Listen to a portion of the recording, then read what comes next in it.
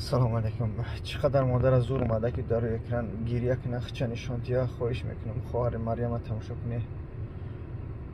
500,000 در کوی التماس تا آخر ویدیو تماشا کنه میفهمیمش انشالله. رو جراحی کنم. من از شما خواهش دارم فرزندم رو جراحی کنم. شرایط ندارم. من از شما خواهش میکنم که به من کمک کنید. اگر باور نکنید من پشتش رو نشان میتیم. من خودم کسل هستم، گیپاتیت. خیلی دخترم کسلش گیمگیون.